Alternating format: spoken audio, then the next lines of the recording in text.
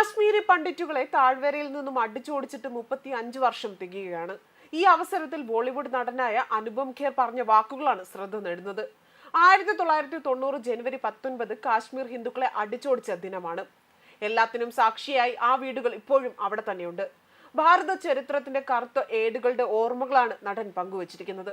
1990 ജനുവരി 19 കാശ്മീർ താഴ്വരയിൽ നിന്ന് അതിന്റെ അവകാശികളായ കാശ്മീരി പണ്ഡിറ്റുകളെ തുരത്തി ഓടിച്ചതിന്റെ 35ാം വാർഷികമായിരുന്നു ഇന്നലെ. 1990 ജനുവരി 19 കാശ്മീരിലെ ഹിന്ദുക്കളുടെ പലായന ദിനം.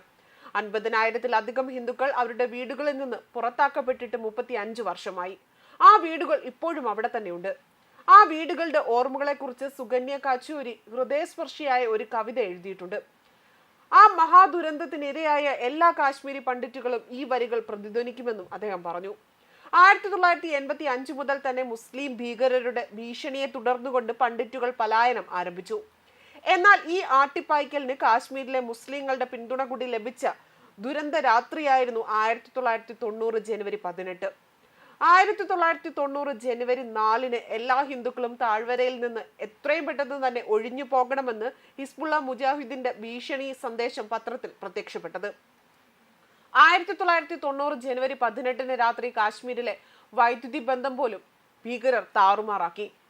മുസ്ലിം പള്ളികളിൽ മാത്രമാണ് വൈദ്യുതി ഉണ്ടായിരുന്നത്. രാത്രിയോടെ തന്നെ ആയിരക്കണക്കിന് മുസ്ലിങ്ങൾ തെരുവിലിറങ്ങി പണ്ഡിറ്റുകളെ അവരുടെ വീടുകളിൽ നിന്ന് പോലും ഇറക്കിവിട്ടു. 3 ലക്ഷത്തിലധികം പേർക്കാണ് ഒരു രാത്രി മാത്രം താഴ്വരയിൽ നിന്ന് പലായനം ചെയ്യേണ്ടി വന്നത് എന്നതാണ് കണക്കുകൾ വ്യക്തമാക്കുന്നത്. നിരവധി കാശ്മീരി സ്ത്രീകളെ തട്ടിക്കൊണ്ടുപോകലിനും അതുപോലെ തന്നെ കൂട്ടബലാത്സംഗത്തിനും വരെ ഇരയാക്കുകയും ചെയ്തിരുന്നു. ബോളിവുഡ് നടനായ അനുപം ഖേർ അദ്ദേഹത്തിന്റെ ട്വിറ്ററിലൂടെയായിരുന്നു പ്രതികരണം അറിയിച്ചതും. അതേസമയം 3 പതിറ്റാണ്ടുകൾക്കപ്പുറം തന്നെ കുറച്ച് കാശ്മീരി കുടിയേറ്റക്കാരെ പുനരധിവസിപ്പിക്കാനുള്ള കേന്ദ്ര സർക്കാരിന്റെ നീക്കത്തിൽ കാശ്മീരി പണ്ഡിറ്റുകളുടെ ഇടയിൽ വലിയ തോതിൽ അഭിപ്രായ ഭിന്നത രൂക്ഷമായിരുന്നു. കേന്ദ്ര സർക്കാർ ഒമർ അബ്ദുള്ളയുമായുള്ള ചർച്ചകൾക്ക് ശേഷമായിരുന്നു കാശ്മീരി പണ്ഡിറ്റുകൾക്ക് സ്വന്തം നാട്ടിലേക്ക് മടങ്ങാനുള്ള പദ്ധതി ആവിഷ്കരിച്ചു എന്നതാണ് റിപ്പോർട്ടുകൾ വ്യക്തമാക്കുന്നത്. കാശ്മീരി പണ്ഡിറ്റുകൾ എത്രയും പെട്ടെന്ന് തന്നെ സ്വന്തം വീട്ടിലേക്ക് തിരിച്ചെത്തുവാൻ ഭരണകക്ഷിയായ നാഷണൽ കോൺഫറൻസ് തലവനായ ഫറൂഖ് അബ്ദുള്ള ആഹ്വാനം ചെയ്തു. പാർട്ടി അവിടെ ശത്രുക്കളല്ല എന്ന് ഉറപ്പും അദ്ദേഹം നൽകിയിട്ടുണ്ട്. 1981 നുഴഞ്ഞുകയറ്റം ആരംഭിച്ചതു മുതൽ തന്നെ 10,000-ങ്ങൾ പ്രത്യേകിച്ച് കാശ്മീരി പണ്ഡിറ്റുകൾ തങ്ങളുടെ സുരക്ഷിതത്വം ഓർത്ത് പലായനം ചെയ്തിരുന്നു. 1997 ജമ്മു കാശ്മീർ സ്ഥാവര ജംഗമ നിയമം ഇവരെ കുടിയേറ്റക്കാരെന്ന് വിശേഷിപ്പിക്കുന്നു. 62,000 കുടുംബങ്ങൾ അവരുടെ വീടുകൾ ഉപേക്ഷിച്ചുകൊണ്ട് താഴ്വര വിട്ടു പോയെന്നാണ് ഔദ്യോഗിക രേഖകൾ വ്യക്തമാക്കുന്നത്. ഇവരിൽ 40,000 പേർ ജമ്മുവിൽ ജീവിക്കുന്നുണ്ട്.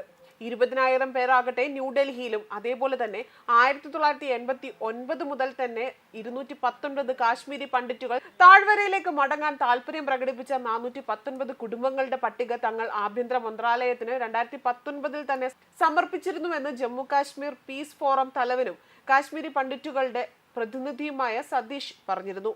എന്നാൽ തന്റെ സമശീർഷരായ ചിലർ ഇതിനെ എതിർക്കുകയും ഇതിൽ ചില വർഗീയ നിറം നൽകാൻ ശ്രമിക്കുകയും ചെയ്തുവെന്നും അദ്ദേഹം ആരോപിച്ചിരുന്നു. ഇത് ഇരു സമൂഹങ്ങളും തമ്മിലുള്ള സ്പർദ്ധയ്ക്കും ഇടയാക്കി. രാജ്യമെമ്പാടുമുള്ള കാശ്മീരി പണ്ഡിറ്റുകളുടെ സ്വമേധയാ ഉള്ള പ്രയത്നമായാണ് കാശ്മീരിലേക്ക് മടങ്ങുക എന്നത്. നാം കൂട്ടായ ഒരു സമൂഹമാണ്. എന്നാൽ കാശ്മീരി പണ്ഡിറ്റുകളുടെ സംഘടനകൾ വിദ്വേഷം പ്രചരിപ്പിക്കാൻ ശ്രമിക്കുന്നുവെന്നും മഹൽദർ കാശ്മീരി പണ്ഡിറ്റ് സംഘടനകൾ ഈ പദ്ധതിക്കെതിരെ പുറത്ത് ഇറക്കിയ സംയുക്ത പ്രസ്താവന ചൂണ്ടിക്കാട്ടിക്കൊണ്ട് ആരോപിച്ചിരുന്നു. തങ്ങൾക്ക് കാശ്മീരിൽ എവിടെയെങ്കിലും താമസ സൗകര്യങ്ങൾ ഒരുക്കി തരണം എന്നാണ് സർക്കാരിനോട് ആവശ്യപ്പെട്ടിരിക്കുന്നതും. കാരണം അവിടെ ആവശ്യമായ വീടുകൾ ഇപ്പോഴില്ല. പലരും കെട്ടിയ വിലക്ക് തങ്ങളുടെ കൈവശം ഉണ്ടായിരുന്ന ഭൂമിയും മറ്റും വിറ്റഴിച്ചാണ് ലോകത്തിന്റെ വിവിധ ഇടങ്ങളിലേക്ക് ചേക്കേറിയതും. ഇത് തങ്ങൾക്ക് ഏറെ അസ്വസ്ഥത ഉണ്ടാക്കിയെന്നും വിൽപ്പന ആയിരുന്നുവെന്നും അവർ ചൂണ്ടിക്കാട്ടുന്നു. അതേസമയം തങ്ങളുടെ മടക്കം തെല്ലും സ്വാഗതാർത്ഥമല്ല എന്ന് വിവിധ കാരണങ്ങൾ ചൂണ്ടിക്കാട്ടിക്കൊണ്ട് കാശ്മീരി പണ്ഡിറ്റുകളുടെ പ്രതിനിധിയായ ഡോക്ടർ രമേശ് പറഞ്ഞിരുന്നു. ഇസ്ലാമിക ഭീകരതയുടെ മറ്റ് ഭീകരവാദികളുടെയും കുടിയേറ്റ തൊഴിലാളികളെ തെരഞ്ഞു പിടിച്ചുകൊണ്ട് കൊല്ലുന്നതിലേക്ക് വരെ കാര്യങ്ങൾ എത്തിയിരുന്നു. മടക്കവും പുനരധിവാസവും പുതിയ സർക്കാരിൽ നിന്നുണ്ടായ ഒരു പൊതുജന സമ്പർക്ക പരിപാടിയാണ് എന്നും അവർ പറയുന്നു. കാശ്മീരി ഹിന്ദുക്കളുടെ ഉന്നത സമിതിയായ ഓൾ ഇന്ത്യ കാശ്മീരി സമാജിന്റെ അധ്യക്ഷയായിരുന്ന ആളാണ് റെയ്ന. നവംബർ 10 അദ്ദേഹം ഈ പദവി ഒഴിയുന്നതും. പുനരധിവാസത്തിന് കൃത്യമായ മാർഗരേഖകളില്ല എന്നും ആത്മവിശ്വാസം ഉണ്ടാകുന്ന പ്രവർത്തനങ്ങളില്ല എന്നും അദ്ദേഹം ചൂണ്ടിക്കാട്ടിയിരുന്നു. നമ്മുടെ സമുദായത്തിൽ നിന്ന് കുറച്ച് ആളുകൾക്ക് മാത്രമാണ് കാശ്മീരിലേക്ക് മടങ്ങണമെന്ന ആഗ്രഹമുള്ളത്. എന്നാൽ തങ്ങൾ ആരും ഇതിനെ പിന്തുണയ്ക്കുന്നില്ല. ഭൂരിഭാഗം പേരും ഇതിനെ തള്ളുകയാണ് എന്നും അദ്ദേഹം കൂട്ടിച്ചേർത്തിരുന്നു. ഈ ചർച്ചകൾ കൊണ്ടൊന്നും യാതൊരു ഫലവും ഉണ്ടാകില്ലെന്നാണ് ജമ്മു കാശ്മീരിലെ ജഗതി ക്യാമ്പിൽ താമസിക്കുന്ന കാശ്മീരി പണ്ഡിറ്റ് സുനിൽ പറഞ്ഞത്. 4224 കാശ്മീരി പണ്ഡിറ്റുകൾ അവരുടെ കുടുംബങ്ങൾ അധിവസിക്കുന്ന ഏറ്റവും വലിയ സെറ്റിൽമെന്റ് ആയിരുന്നു അത്. 20,000-ലേറെ പേർ ഇവിടെ താമസിക്കുന്നുണ്ട്. മാധ്യമങ്ങളുടെ മാത്രമാണ് ഇക്കാര്യങ്ങൾ അറിഞ്ഞതെന്നും സുനിൽ പാണ്ഡെ കൂട്ടിച്ചേർത്തിരുന്നു. ഇതൊന്നും ഔദ്യോഗികമല്ല. സർക്കാർ വ്യക്തമായ ഒരു പദ്ധതിയുമായി മുന്നോട്ട് വന്നാലേ തങ്ങൾക്ക് അതിനെ പിന്തുണയ്ക്കുവാനോ എതിർക്കുവാനോ സാധിക്കത്തുള്ളൂ. കൃത്യമായ നയരേഖകളില്ലാതെ തന്നെ ഞങ്ങൾ എങ്ങനെയാണ് ഇതൊക്കെ വിശ്വസിക്കുകയെന്നും അദ്ദേഹം ചോദിച്ചിരുന്നു. അതേസമയം കാശ്മീരി പണ്ഡിറ്റുകളുടെ ചരിത്രം പരിശോധിച്ചാൽ തന്നെ മനസ്സിലാകും. BC 3-ാം നൂറ്റാണ്ടിൽ അശോക ചക്രവർത്തിയുടെ കാലം മുതൽ തന്നെ ബുദ്ധമതത്തിന്റെ കടന്നുകയറ്റം കാശ്മീരി മേഖലയിലെ ഹിന്ദു ജാതി വ്യവസ്ഥയെ വളരെയധികം സ്വാധീനിച്ചിരുന്നു. ഇതിന്റെ അനന്തരഫലമാണ് ബ്രാഹ്മണർ ഒഴികെയുള്ള പരമ്പരാഗത വർണ്ണരേഖകൾ മങ്ങിയതും. ആദ്യകാല കാശ്മീരി സമൂഹത്തിന്റെ മറ്റൊരു ശ്രദ്ധേയമായ സവിശേഷത എന്ന് പറയുന്നത് ആ കാലഘട്ടത്തിലെ മറ്റു സമുദായത്തിലെ സ്ഥാനവുമായി താരതമ്യപ്പെടുത്തുമ്പോൾ സ്ത്രീകൾക്ക് അപേക്ഷികമായ ഉയർന്ന പരിഗണനയായിരുന്നു നൽകിയത്. ചരിത്രപരമായി മത്സരിച്ച ഒരു പ്രദേശം.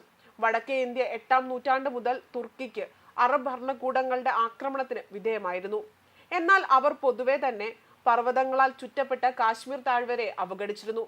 14-ാം നൂറ്റാണ്ട് വരെ താഴ്വരയിൽ മുസ്ലിം ഭരണം സ്ഥാപിതമായിരുന്നില്ല. ഇത് സംഭവിച്ചപ്പോൾ അത് പ്രധാനമായും അധിനിവേശത്തിന്റെ അനന്തരഫലമായി തന്നെ സംഭവിച്ചില്ല.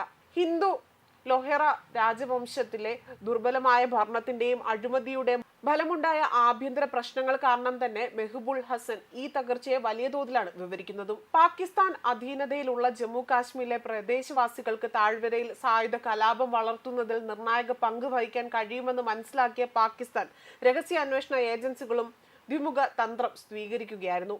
ആദ്യം പാകിസ്ഥാനിലെയും പാകിസ്ഥാൻ അധീനതയിലുള്ള ജമ്മു കാശ്മീരിലെയും ജനങ്ങളെ ഇസ്ലാമിക് ജിഹാദ് എന്ന ആശയം പഠിപ്പിക്കേണ്ടതുണ്ട്. അതിൽ ഹിന്ദു കാഫിർ ആയി തീർന്നിരുന്നു. ഹിന്ദുക്കളെ വെറുക്കുക എന്നത് ഈ വമ്പിച്ച പ്രചരണത്തിന്റെ പല്ലവിയായി മാറുകയായിരുന്നു. കാശ്മീരിൽ ഹിന്ദുക്കൾ മുസ്ലിങ്ങളെ അടിച്ചമർത്തുകയാണ് ചെയ്യുന്നതെന്ന് ജനങ്ങളോട് പറയുകയും ചെയ്തു. തന്ത്രത്തിന്റെ 2-ാം ഭാഗം എത്ര ചെറുതും നിസ്സാരവുമാണെങ്കിലും താഴ്വരയിലെ ഹിന്ദു ജനസംഖ്യയിൽ നിന്ന് ശുദ്ധീകരിക്കപ്പെട്ട ജമ്മു കാശ്മീർ സംസ്ഥാനം മുഴുവൻ ആധിപത്യം സ്ഥാപിക്കാൻ പാകിസ്ഥാൻ ഭരിക്കുന്ന ജമ്മു കാശ്മീരിലെ ആക്ടിവിസ്റ്റുകളുടെ മോഹം ഉണർത്തുക എന്നതായിരുന്നു. കാശ്മീർ താഴ്വര അശുദ്ധമായ ഇന്ത്യൻ ഹിന്ദു സാന്നിധ്യത്തിൽ നിന്ന് മായ്ച്ചു കഴിഞ്ഞാൽ തന്നെ അവർ ആ ഭാഗത്തിന്റെ യജമാനന്മാരായിരിക്കുമെന്നും കാശ്മീരികൾ അവർക്ക് മരം വെട്ടുന്നവരും വെള്ളമെടുക്കുന്നവരും എല്ലാം ആകാതെ മറ്റാരെങ്കിലും ആകാൻ അവരുടെ സംതൃപ്തി അവർ ആസ്വദിക്കുമെന്നും അവരോട് പറഞ്ഞിരുന്നു. അന്നത്തെ മുഖ്യമന്ത്രി ഫറൂഖ് അബ്ദുള്ള ജയിലിൽ നിന്ന് മോചിപ്പിക്കാനുള്ള ഉത്തരവ് പുറപ്പെടുവിച്ച നിരവധി കാശ്മീരി യുവാക്കളും പാക് അധീന ജമ്മു കാശ്മീരിലെ തീവ്രവാദ പരിശീലന ക്യാമ്പുകളിൽ കടന്ന് ഇറങ്ങിക്കൊണ്ട് കാശ്മീരി യുവാക്കളുടെ ആദ്യ ബാച്ചിൽ ഉൾപ്പെടുന്നുണ്ട്. കാശ്മീരിലേക്ക് മടങ്ങുമ്പോൾ തന്നെ അതിർത്തി രക്ഷാസേന ഇവരെ പിടികൂടിക്കൊണ്ട് ലോക്കൽ പോലീസിന് കൈമാറുകയും അവർക്കെതിരെ കേസുകൾ രജിസ്റ്റർ ചെയ്യുകയും ചെയ്തു. പണ്ഡിറ്റ് സമുദായത്തിന്റെ നശീകരണത്തോടെ തന്നെ ആരംഭിക്കാനുള്ള നിയോഗപ്പെട്ട താഴ്വരയിലെ സായുധ കലാപത്തിന്റെ തുടക്കക്കാരായിരുന്നു അവരിൽ ആദ്യ 4 പേർ. അതേപോലെ തന്നെ കൂടുതൽ കാശ്മീരി പണ്ഡിറ്റുകളുടെ കൊലപാതകങ്ങളും അവിടെ നടന്നു. ജമ്മുവിലെ ആഭ്യന്തരമായി കുടിയൊഴിപ്പിക്കപ്പെട്ട പണ്ഡിറ്റുകളുടെ മുൻനിര സംഘടനയായ പനൂർ കാശ്മീരി താഴ്വരയിലോ അതുപോലെ തന്നെ കിഷ്ത്വാർ, റിയാസി തുടങ്ങിയ സംസ്ഥാനത്തിന്റെ മറ്റു ഭാഗങ്ങളിലോ JKLF-ലും മറ്റ് ജിഹാദികളും ഉൾപ്പെടെ സായുധ കലാപകാരികൾ നടത്തിയ 1341 പണ്ഡിറ്റ് കൊലപാതകങ്ങളുടെ വിശദമായ പട്ടിക ഇന്ത്യൻ ദേശീയ മനുഷ്യാവകാശ കമ്മീഷൻ സമർപ്പിച്ചിരുന്നു. പണ്ഡിറ്റുകൾക്ക് നേരെ അതിക്രമങ്ങൾ നടത്തുന്നതിൽ പരസ്പരം മത്സരിക്കുന്ന ഗ്രൂപ്പുകൾ. ഈ സഖ്യത്തിൽ കാണാതായവരും നദികളിൽ നിന്ന് മത്സ്യബന്ധനത്തിന് പോയവരും ഉൾപ്പെടുന്നുണ്ട്. പോലീസ് രേഖകളിൽ ഒരിക്കലും ഇത് രേഖപ്പെടുത്തിയിട്ടുമില്ല.